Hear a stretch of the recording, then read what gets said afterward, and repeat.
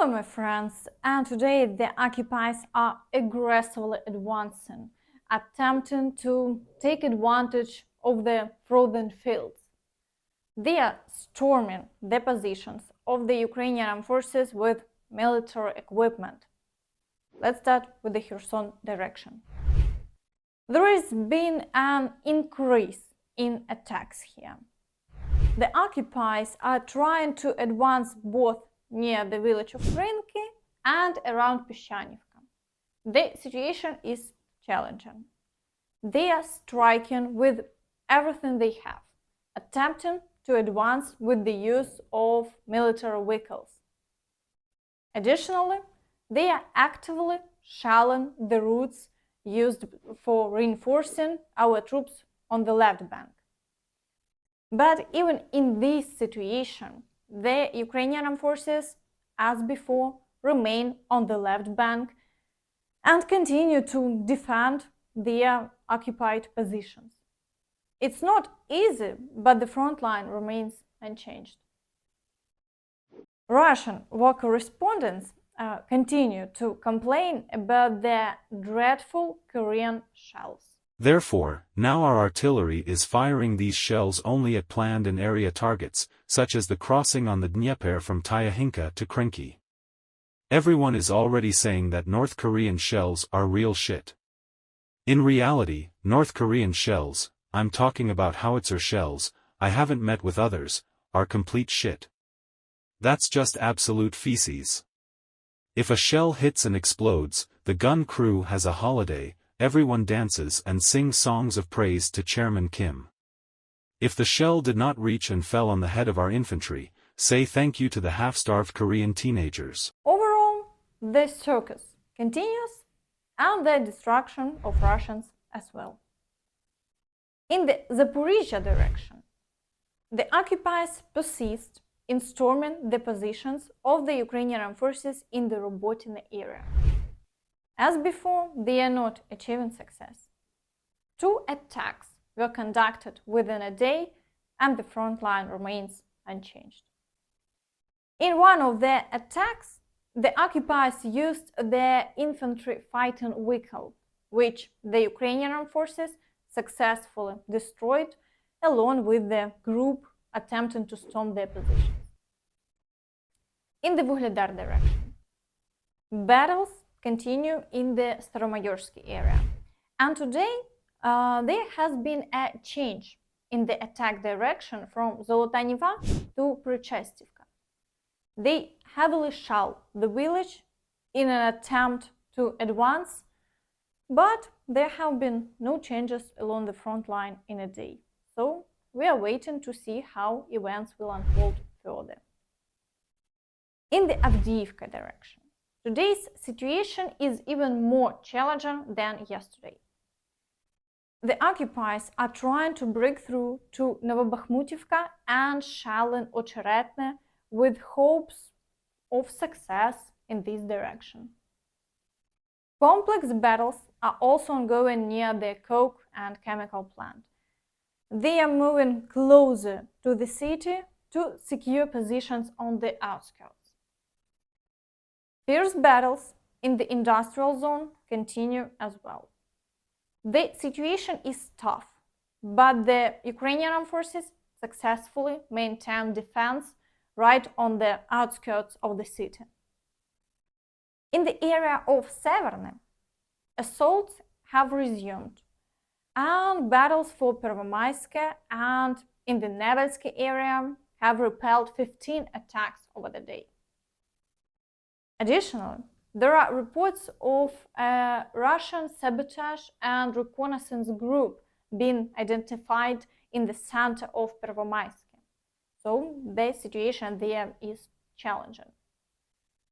For now, along the front line, everything remains unchanged. But it can be noted that the gray area has expanded towards the center of the village.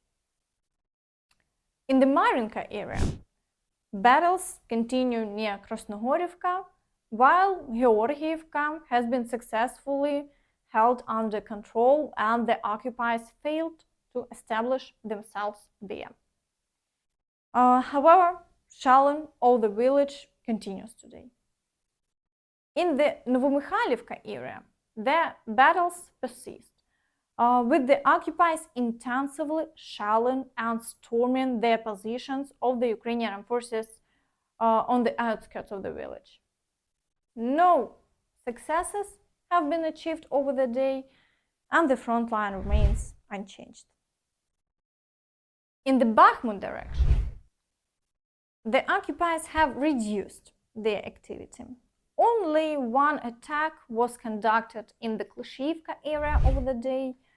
The rest of the settlements are under shelling, and there are no changes along the front line. The Ukrainian forces successfully held their defense. In the Siversk direction, the latest Russian attacks in the Vesele and Bilohorivka areas failed. They achieved no successes, and the front line remains unchanged. The number of shelling incidents has also decreased. In the Kremina area, the occupiers started storming the villages of Terny and Makiivka.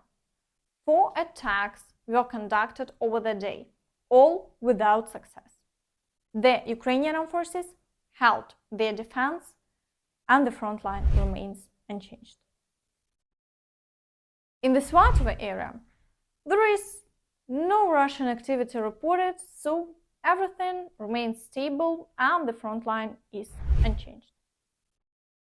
In the Kupiansk direction, the occupiers attempted 4 attacks to storm Sinkivka, but the Ukrainian forces successfully defended, and the situation along the front line remains unchanged. However, the situation remains challenging. The occupiers continue shelling, and new storming attempts are expected in the near future. Meanwhile, Russian Telegram channels published a video claiming to show foreign mercenaries from Somalia, India, and Syria fighting on the side of Russia in Ukraine. Это кадры вообще уникальные. Из Сомали, да? А как зовут? Я чуть-чуть русский. Хорошо.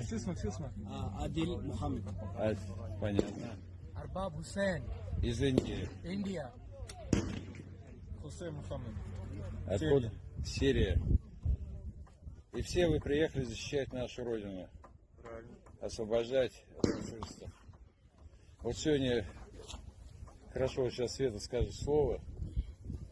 Ребят, мы на передовую приезжали к ребятам, и очень было отрадно увидеть вас из других стран, которые приехали защищать нашу родину.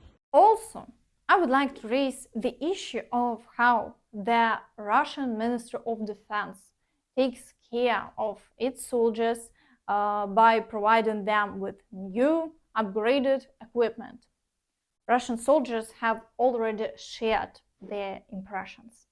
И что касается, соответственно, налобных фонарей, то вот от государства мы сейчас получаем вот это вот жалкое подобие налобного фонарика, которое я даже, честно говоря, не знаю, тут с какими-то, блядь, ну, я понимаю, что это крепление на шлем, соответственно, сзади по регулировке вот это все уебище торчит, блядь, плюс нажимание кнопки производится, то есть вот так вот он как-то должен работать, опять же, вот этот уебищный, блядь, фонарик туда достать, соответственно, если на нормальном налобном фонарике, ну, в общем, вот это не налобный фонарик, а лобковый фонарик, вот это, блядь, крепление, как раз на крепление стропона, блядь, похоже, вот как раз где-то в район хуя его прикрутить, вот это все, что мы можем сделать. Единственный плюс, то, что у нас есть вот таких еще 2 запасных уебищных китайских фонарика, а вот это вот то, что нам дало МО, ну, мы, блядь, подарим назад, нахуй, пусть они там друг друга в жопу ебут с помощью этого стропона.